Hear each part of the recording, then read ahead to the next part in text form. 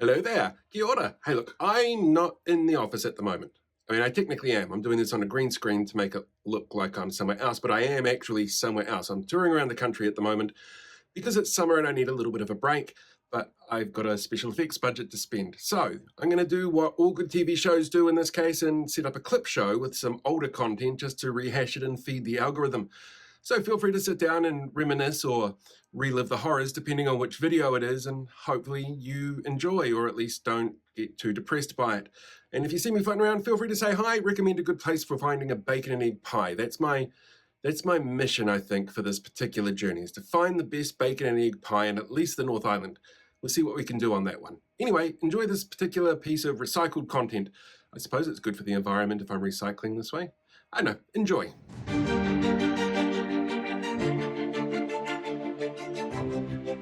We've got Jan Tinetti, the Labour Party spokesperson for education. How are you going, Jan? I'm really good, and I'm so excited to be here. Yeah. Now, since I have both of you here, I'm going to correct you both on something that you do wrong, because I've noticed it pop up a couple of times. Jan, you sent me a really wonderful video not that long ago, and Blake, you start some of your videos the same way I do, but you both start off with, well, hello there. And there's no well in there. It's just straight up hello there. Yeah. I'll try to remember. Yeah, for next time. I fear that I may be a bit too old, though. Some of these things that people pick me up on, I fear that they're so ingrained because I've just been on this earth for far too long to change my ways. But I do try. I think it's one of those Mandela effect things that everybody kind of remembers that Star Wars quote is starting that way, and it doesn't always, but yeah. That's my one little bugbear. It's obviously a bugbear of yours, so I'll try not to So do will that. I. Just a little. But now everybody knows going forward, and I'm sure all the comments are going to start off with, well, hello there from now on. It'll be great fun. Hey, Jan, you've had a pretty interesting time of it recently when it comes to education and what's happening in government at the moment.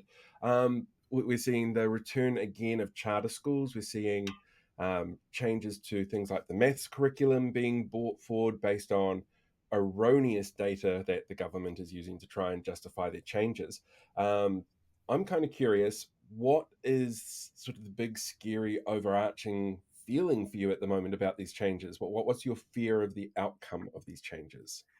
There's so much that I'm fearful of in the education space at the moment. It is, in essence, it's taking us backwards rather than forward. We've got really big issues that are hitting us as a country, as a globe at the moment, and this is taking us back to the 1950s, but there's also this very hidden agenda that I see as well around privatisation of the education system and control over the education system.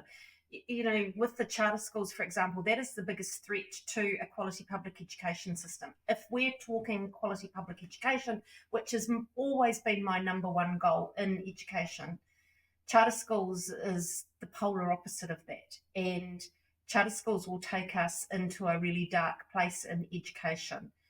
We have, on one hand, a government that says all schools have to be doing this, all schools have to be teaching literacy and maths in this certain way. And then on the other hand, saying, oh, but if you don't like that, sign up to a charter school system and you can do it your way.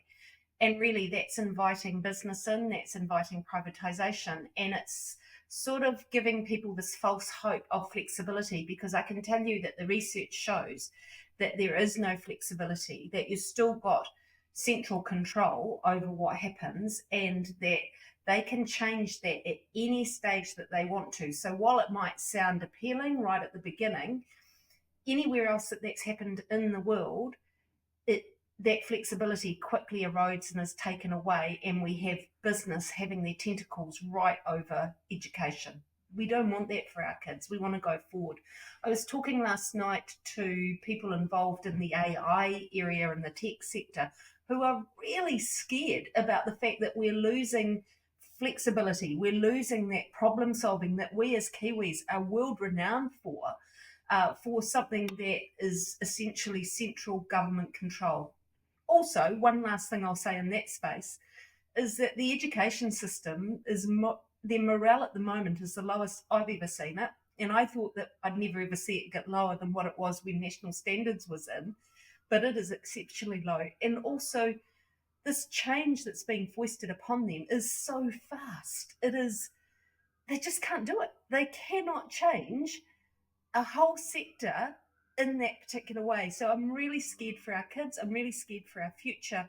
And this government has got it completely wrong.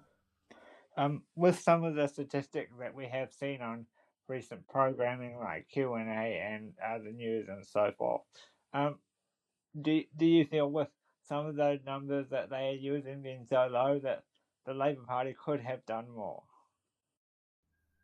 So they are using numbers wrong, and they are telling false stories. So they're trying to tell their narrative to make it sound like nothing was happening. So we know that there were some changes that were needed in curriculum, which is why we were doing a curriculum refresh, but we were bringing the sector with us, which was really important. What this government has done is they've created a false crisis. They have said that the testing, that we were changing our testing way of testing what was happening within the system, but we were using that first test against the draft curriculum to create benchmarks for future testing going forward. This is a curriculum that no kids have ever been taught, and yet they said that only 22% of the kids are doing maths at the moment. They've been tested against a curriculum that has not been taught. Of course they're not going to pass. That's just how it is. But that doesn't mean to say they're not doing maths, and that doesn't mean to say that they're not where they should be. Now, we know that our system testing showed issues at the year 8 level, having set in the past, and that's why we were looking at those changes, is what's happening between year 4 and year 8, and that's why we were making those changes.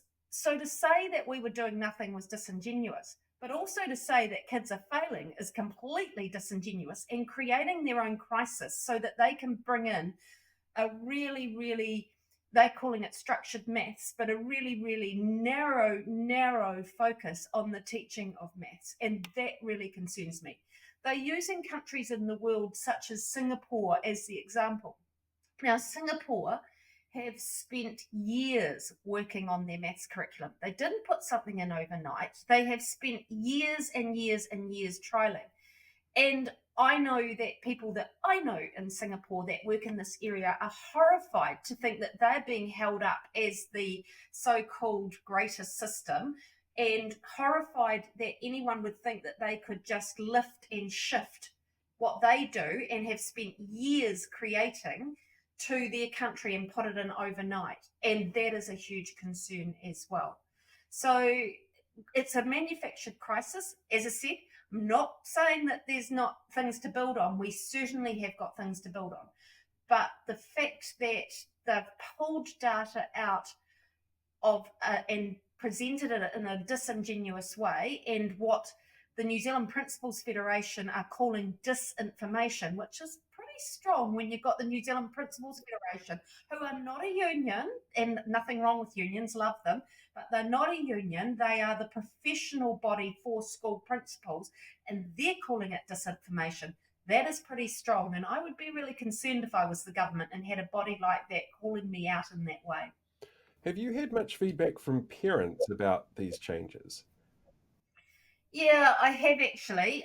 Now, the minister herself, I asked her a question in the House yesterday, and she was quoting some emails that she's had. I was calling out at the same time, be honest, because be honest about the emails that you probably didn't say it quite like that, because that would say that I was accusing her of being dishonest. But I was having her say, tell us the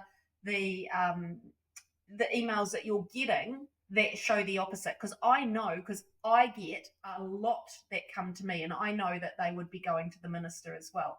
So I'm having parents that are really concerned about these changes that are happening overnight. They're really concerned about the throwing, let's use an analogy, the throwing the baby out of the bathwater sort of idiom that they're really concerned about.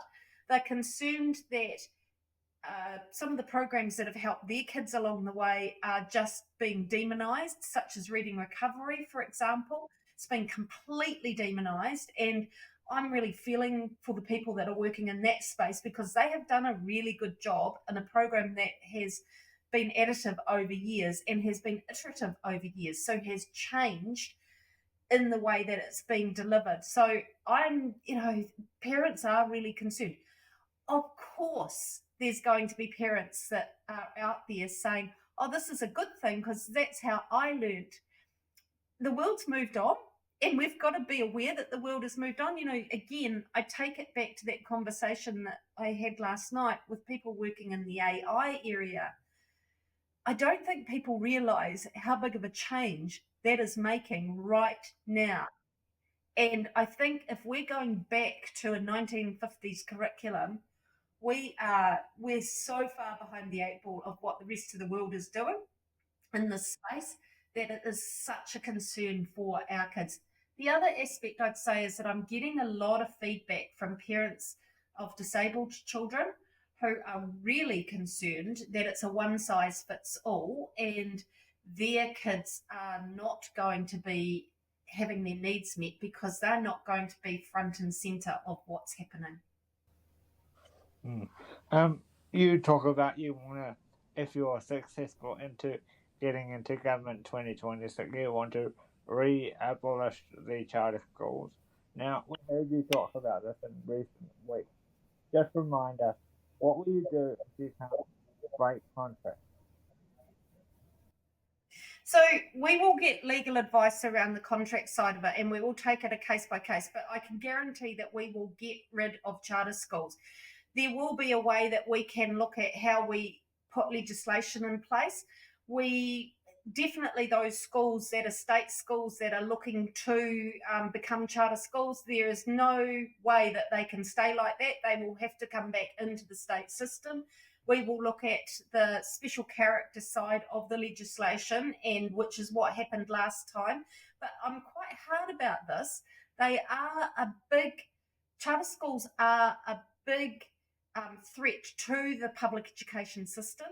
There is no place in a country of 5 million or just over 5 million for charter schools to exist. We have an issue in our schooling system as it is because we are the most devolved education system in the world. There is not a system that is devolved as ours.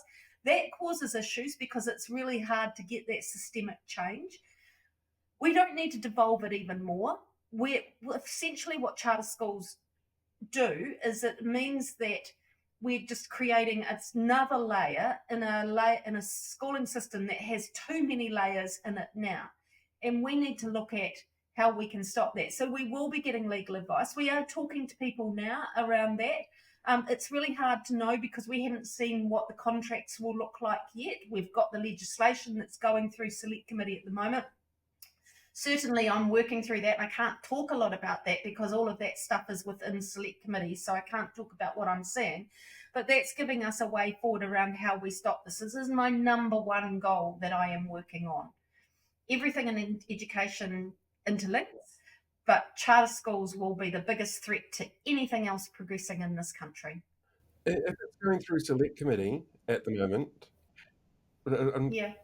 How are there 75 or 78 applications or whatever it is that David Seymour's been talking about? Yeah, so it's going through select committee. I felt that announcement was, again, a pretty appalling announcement that was made, in the fact that, yeah, we know that they've got the majority, so they're going to probably pass that legislation, but actually select committees are supposed to be independent and be able to come up with their own way forward, and I felt that was a bit of a bad faith towards the work of what the select committee is doing. So just again, it smacks of an arrogance of this government to do that. I actually, there was a point though, and I don't know that the media have even picked up on this, is that he made a big thing about that announcement, and we've got all these people and they're all interested.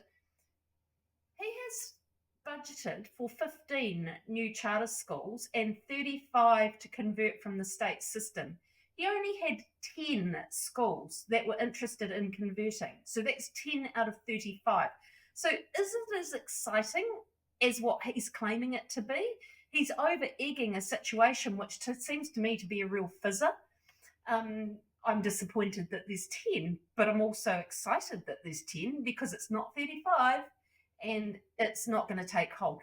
He has IOIA'd some material that he was working with different companies and that were giving him suggestions about how to get charter schools embedded, that we couldn't get rid of them. And one of those was around getting enough charter schools in the system.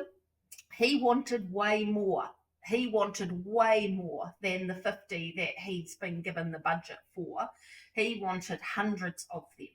He's not getting hundreds, even 75. He is not getting hundreds. This is not a big uptake as to what he's claiming it to be. So, it's something that this country, I believe, understands that how bad this can be for the system, and that we don't want to create a system that diversifies more. But can I just make this point? We know that there are young people in the system currently who the system is not serving well. But we were doing work around an alternative pathway for those kids. Now, at the moment, we call it alternative education. Hate that term because it makes it sound like kids have failed in the education system. And I don't want any kid feeling like they have failed within the system. So we were doing that work, and that's another part of the work that I'm currently working on, is what can we do that's within the system, that will work within the system and work for local schools, so that no kid feels that they're isolated from the system, that our neurodiverse kids feel that they are being catered for, that our disabled kids feel they're being catered for, that our kids that have trauma in their lives feel that they're catered for. We can do it. It's not just a dream. We can do it. The other part of that is that I understand when Māori are very attracted to the charter school model because the education system has let them down. They are at the bottom of a lot of statistics. But I actually think all you're doing is getting another state-created system that is not by Māori for Māori system. So what I believe is that we had a Waitangi Tribunal decision that was made a couple of weeks ago that said Māori, we lost the opportunity, and we were wrong in losing the opportunity in the Tomorrow Schools Review for Māori to create their own system. We have a world-renowned Indigenous education system now, but that doesn't mean to say that we can't do better. And so I believe that it's time now for discussions to happen around what a by Māori for Māori system can look like, and that's not for me to determine what that is going to look like. That's for me to be part of the discussions, but it's actually for Māori to determine that. And so that's the next thing. I heard someone say to me the other day that Māori are our superpower that we take to the world, and absolutely in the education space they are, because every single Minister of Education in other jurisdictions that I have spoken to always comes up and says to, or used to say to me when I was Minister, what can we do to reflect what you do in that Māori education, because you have the number one standard in the world. But as I say, we should feel proud of that, but we can do better. Two final questions from me. So, how, a bit of a funny one actually, how do you feel about us seeing David Seymour more than Erica Stanford when it comes to education announcements? Well, I think David Seymour is bringing in a privatised agenda. I'm not certain that David Seymour is actually interested in kids at the centre, and I only need to look at what he's doing to early childhood at the moment. And so I get frustrated at working and talking with him because he doesn't even acknowledge the kids. At least Erica is acknowledging the kids. But I will say that Erica, she has a way of sort of bringing people on board with her ideas, which people think that she's quite good in that space. And I actually think that's quite dangerous at the same time, because her ideas, again, are taking us back to the 50s. So I have to say I'm not in favour of either of them, because they're very different ways, but both of them are just doing ultimate damage to education. I know there will be some people that disagree with me in that space, but I can tell you that going back to a curriculum that she is talking about is going to send our kids backwards, not take them forward. So both of them are, yeah. I hate, um, I hate being misrepresented by both of them because that's what they do, and I hate that misrepresentation. But that's not going to make me stop either. I am determined that I'm going to be the voice in education to go forward. That's the real voice of education. And will you look at legislation to see if you can permanently ban charter schools? Yes, I will. Absolutely. Well, I think when we get back in, we need to put them to bed. And I think that will be the last time we will ever hear of them because they will be a complete failed experiment twice. They've failed once. We will see them fail Yeah, again. and you'll make it so that they can't be reversed? Yeah, well, that's what the hope is. Like any government can basically come in and do what they want, but the hope is that um, we're going to get the public support. I don't think we did, and I've said this, I don't think, because it happened quite quickly last time, I don't know that we did a good enough job of bringing the public with us. I feel more now that the public's with us. One of the reasons for that last time was because we didn't have a clear alternative for some of those real big issues like Māori education. I think we have to come in with an alternative and the alternative work as well. We have to come in with that and say this is a much stronger, but it's within the public system. Thank you. I'll hand that to Paul to wrap up. Thank you. I was going to say that's us pretty much for time because I know you've got a bit of a hard stop on us.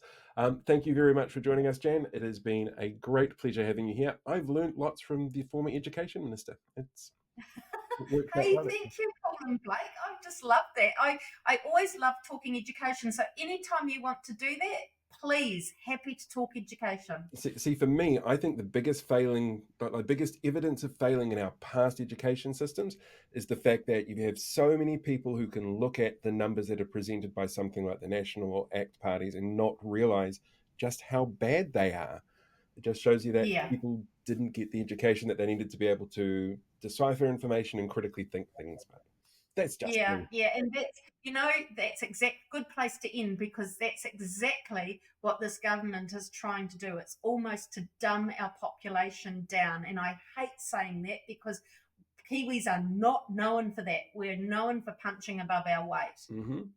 Absolutely. Right, we'll wrap it up there. Thank you very much. Thank you. Loved it.